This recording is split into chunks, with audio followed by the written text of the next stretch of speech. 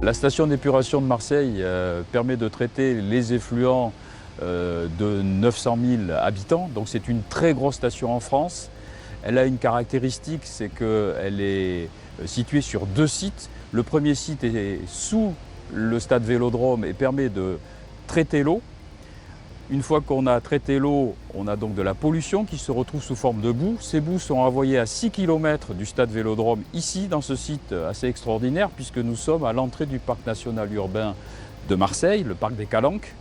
Ce qui fait que nous sommes obligés donc de composer avec une usine qui va traiter des boues dans un endroit qui est un environnement sensible. Les boues ici sont stockées dans d'immenses ouvrages qui sont des digesteurs et nous pilotons la digestion pour faire en sorte que le gaz soit produit à partir de ces boues.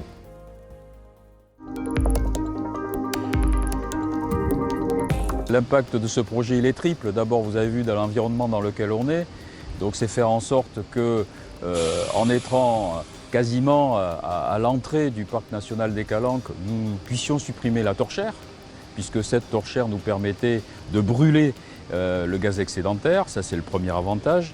Le deuxième, c'est d'avoir une référence sur une très grosse station gérée par Suez en France, de stations d'épuration capables de produire de l'énergie, et c'est le cas. Aujourd'hui, nous allons produire du biogaz.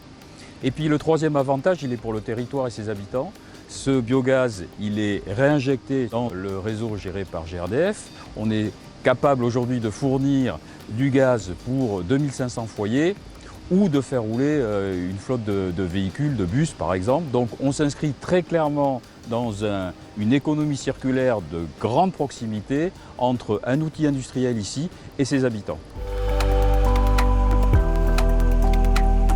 Le rôle de l'exploitant, c'est d'être l'ensemblier. C'est de montrer que ce projet est viable. Il est viable d'un point de vue administratif, il est viable d'un point de vue technique, et il est surtout viable d'un point de vue économique. Nous avons donc travaillé avec la mairie et la métropole de Marseille pour avoir les permis de construire dans cet environnement tellement particulier, tellement préservé, pour pouvoir démarrer très vite les études et faire en sorte que sur moins d'une année, nous ayons fait la partie administrative, la construction et les essais. Tout ça sur 2018 pour une mise en production réelle au 1er janvier 2019. Je précise que nous avons donc favorisé un tour de table qui permettait de rassembler le budget d'environ 9 millions d'euros, sur lequel nous sommes contributeurs à hauteur de quasiment 2 millions d'euros, et que nous assumons totalement le modèle économique de cette opération. Nous assurons les aléas qui sont liés à la construction, nous assurons le niveau de production du biogaz, nous assurons une rémunération à la métropole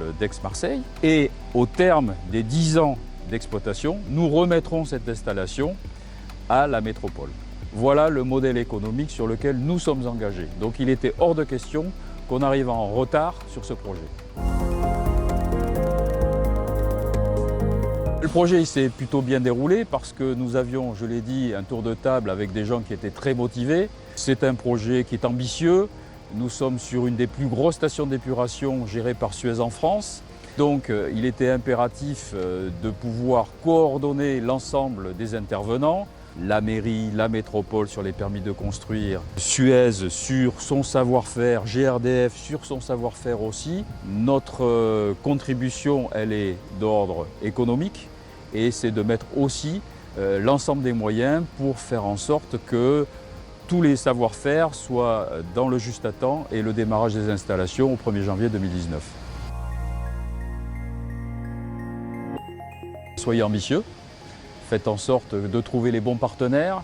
C'est des projets qui permettent de fédérer toutes les énergies de l'entreprise aussi, on ne le dit pas assez. Il y a du savoir-faire, il y a des défis.